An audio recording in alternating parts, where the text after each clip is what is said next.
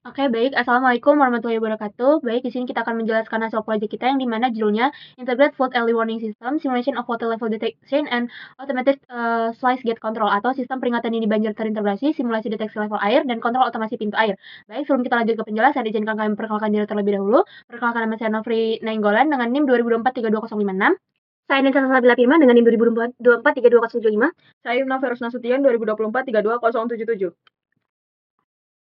Baik, adapun latar belakang kenapa kami memilih judul proyek ini, Project Integrated Flood Early Warning System. Ini dirancang sebagai sebuah simulasi solusi teknologi untuk memitigasi risiko bencana banjir dengan mengotomatisasi kontrol pintu air menggunakan motor servo berdasarkan input data sensor. Sistem ini menghilangkan ketergantungan pada intervensi manusia secara langsung di lokasi berbahaya. Baik, kita akan lanjut ke flowchart. Nah, yang pertama-tama berdasarkan dari flowchart yang saya gambarkan, itu ada yang pertama inisiasi dan memory load, yang dimana sistem memulai operasi dengan memuat nilai ambang batas atau threshold terakhir dari memori EEPROM. Hal ini menjamin parameter keamanan tidak hilang saat data putus. Nah, jadi kita akan user ketika akan ditanyakan apakah menekan tombol hashtag, dan jika iya, maka mereka akan melakukan input jarak baru dan yang akan disimpan ke dalam EEPROM dan lalu ditampilkan dari LCD. Nah, jika tidak akan dilakukannya decision lain, yang dimana sensor ultrasonic memantau jarak aktif, dan lalu ada decision lagi yang dimana jika jarak lebih dari limit maka itu statusnya aman, lampu hijau menyala, servo tetap di 0 derajat, dan buzzernya off, dan relay akan tetap menyala. Dan jika tidak, maka ada decision making lainnya, yaitu apakah jarak lebih dari 15 cm? Jika iya, maka masuk ke status siaga. LED kuning menyala, servo membuka sebesar 90 derajat, dan buzzer akan mati. Dan untuk relay itu akan tetap menyala. Dan jika jarak tidak lebih dari 15 cm, maka akan masuk ke status bahaya. Yang dimana LED merah akan menyala, lalu buzzer akan bunyi, dan servo akan memutar sebesar 180 derajat. Nah, di sini relaynya akan mati, dan melakukan pemutusan arus baterai otomatis.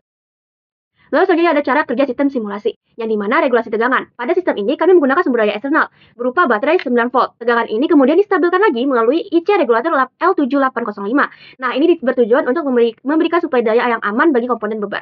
Nah, selanjutnya ada mekanisme automatic cut off. Modul relay diintegrasikan sebagai perangkat proteksi arus. Relay berfungsi memutus jalur positif dari baterai menuju beban eksternal apabila sensor mendeteksi objek dalam radius zona bahaya. Hal ini mensimulasikan sistem keamanan nyata pada gardu induk atau area pembangkit. Baik, berikut adalah rangkaian elektronik yang telah kita buat. Di sini kita bisa lihat apa aja rangkaian-rangkaian utamanya. Kemudian di sini ada skematiknya, dan ini juga. Lalu adapun komponen Tinkercad yang kami gunakan, yang pertama adalah komponen input, adapun ultrasonic distance sensor yang berfungsi mengukur jarak permukaan air. Data ini jadi dasar menentukan kondisi aman, siaga, atau bahaya. Lalu ada keypad yang berguna untuk input dari pengguna, digunakan memasukkan nilai batas ketinggian air. Lalu adapun potensiometer yang mana memberikan input analog, biasanya untuk mengatur kontras LCD atau simulasi nilai analog. Lalu adapun LCD 16x2 yang menggunakan I2C, di mana fungsinya menampilkan informasi, menunjukkan jarak air, nilai limit, dan status sistem. Oke, lanjut ke komponen outputnya, yang dimana di sini ada relay yang dimana fungsinya skalar otomatis yang menghubungkan atau memutuskan arus listrik sesuai kondisi sistem. Kemudian ada piezo atau buzzer yang dimana fungsinya menghasilkan suara alarm saat kondisi bahaya. Kemudian ada servo motor yang dimana fungsinya menggerakkan pintu air, posisi berubah sesuai kondisi air. Kemudian ada komponen red LED yang dimana ini adalah indikator pada saat kondisi berbahaya. Kemudian ada yellow LED yang dimana fungsinya ini ketika indikatornya dalam kondisi siaga. Kemudian ada green LED yang dimana ini fungsinya ketika indikatornya berada dalam kondisi aman. Baik, selanjutnya adalah komponen pendukung. Nah, kami menggunakan komponen pendukung seperti Arduino Uno sebagai pusat kendali yang menerima data dari input, memproses lalu mengirim perintah ke output. Lalu ada resistor 200 dengan besaran 220 ohm, yaitu membatasi arus listrik ke LED agar tidak rusak. Lalu selanjutnya ada regulator LM7805, yaitu gunanya menstabilkan tegangan menjadi 5 volt agar komponen aman. Selanjutnya seperti yang sudah saya jelaskan sebelumnya, kita menggunakan baterai eksternal volt sebagai daya eksternal. Nah, ini adalah sumber daya utama sistem, dan lalu ada diode yang fungsinya melindungi rangkaian dari arus balik. Biasanya dipasang di relay untuk mencegah lonjakan tegangan. Lalu ada pun penjelasan kode program, yaitu yang pertama kode program input. Pada bagian pertama, ada pun inisialisasi library, yang mana adalah alat bantu supaya bisa membaca input seperti keypad, sensor, dan lain-lain. Lalu selanjutnya ada setup keypad, di mana ini bersumber dari input dari user. Lalu selanjutnya ada bagian kode sensor ultrasonic bagian penerima echo. Lalu ada pun penerima ambil tombol yang ditekan user. Lalu selanjutnya ada kode untuk ambil data limit dari memori. Selanjutnya itu adalah kode program proses, yang dimana pertama kita melakukan persiapan trigger sensor. Lalu ada variabel untuk pengolahan data. yang dimana itu limitnya adalah 30 yang secara otomatisnya sebelum dilakukan input. Lalu ada validasi data dari EEPROM dengan fungsi seperti ini. Lalu kita juga melakukan mengubah input user jadi angka limit. Nah, ini yang dari keypadnya tadi, jadi fungsi yang keypad tadi. Nah, jadi ini lebih ke fungsi dari evaluate-nya yang udah aku jelaskan dari flowchart sebelumnya. Lalu ada yang namanya rumus konversi waktu ke jarak. Nah, kami masukkan rumus ke dalam program agar program tahu bagaimana menghitungnya. Dengan rumus D kali 0,034 bagi 2. Lalu terakhir yaitu penentuan status aman siaga bahaya yang kita bagi menjadi 3 dan dengan pengkondisian dan juga sistematis yang seperti yang sudah saya jelaskan pada flowchart sebelumnya. Baik, selanjutnya ada kode program output yang dimana yang pertama ada kode program untuk sensor kirim sinyal, kemudian di sini ada juga program untuk nampilin informasi. Kemudian di sini ada kode program indikator warna untuk indikator warna lampunya. Kemudian di sini juga ada indikator warnanya juga yang dimana untuk lampu hijau dia menandakan bahwa aman. Kemudian kalau jika dia lampu kuning menandakan siaga, dan ketika lampunya menjadi merah dia akan menandakan kalau kondisi sedang berbahaya. Kemudian di sini ada kode program yaitu gerakan mekanik. Kemudian di sini ada penjelasan kode program tentang soal alarm suara, dan terakhir ada kode EEPROM write untuk simpanan limit barunya. Kemudian di sini ada hasil implementasi yang dimana yang pertama efisiensi deteksi yang dimana pengguna sensor ultrasonik HC-SR004 memberikan akurasi tinggi dalam pemantauan ketinggian air secara real time. Implementasi fitur logika disk lebih kecil sama dengan 0 dan delay stabilisasi efektif mencegah alarm palsu akibat noise. Kemudian ada kendala sistem yang dimana fitur EEPROM menjamin parameter keamanan tetap tersimpan meskipun terjadi kegagalan daya.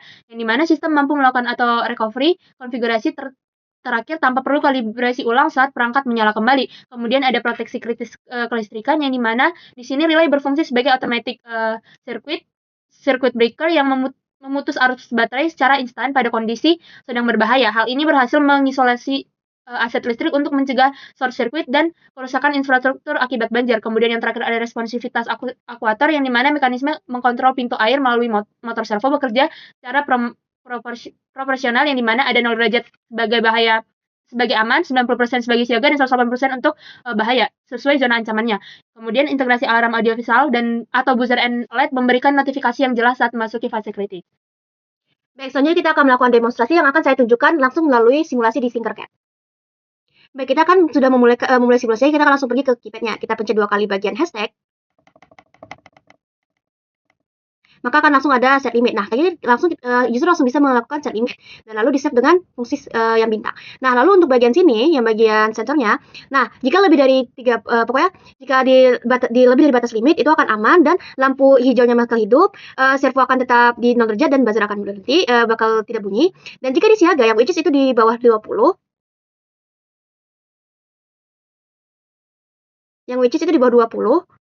maka LED kuning akan menyala.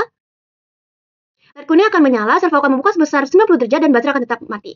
Nah, dan lalu jika kita berada di bawah 15 cm, di mana itu siaga atau bahaya, itu buzzer akan mulai menyala, servo akan membuka 180 derajat dan lampu bagian merah akan menyala. Nah, bagian ini tuh biasanya digunakan untuk menunjukkan besar atau kecilnya cahaya dari LCD. Namun pada simulasi ini kami tidak bisa menggunakannya berhubung keterbatasan dari Tinkercad. Baik, jadi ini adalah beberapa dokumentasi dari demonstrasi yang barusan kami lakukan. Adapun kesimpulan dari proyek kami yaitu sistem e-voice sukses direalisasikan sebagai prototipe mitigasi banjir berbasis IoT yang cerdas dan responsif. Keberhasilan utama sistem ini adalah kemampuan deteksi air secara real time yang secara otomatis mengklasifikasikan status menjadi aman, siaga, atau bahaya. Penerapan keypad dan memori EEPROM memberikan keunggulan pada fleksibilitas pengaturan serta keamanan data yang tetap tersimpan meski daya terputus. Secara teknis, sistem terbukti akurat dalam mengeksekusi respon cepat, mulai dari alarm audiovisual hingga pemutusan arus listrik melalui relay untuk melindungi infrastruktur dari risiko korsleting. Proyek ini telah mencapai tujuannya dalam menciptakan simulasi peringatan dini yang otomatis, handal, dan efisien. Oke, sekian penjelasan yang dapat kami sampaikan. Semoga dapat dimengerti. Assalamualaikum warahmatullahi wabarakatuh. Terima kasih, bye-bye.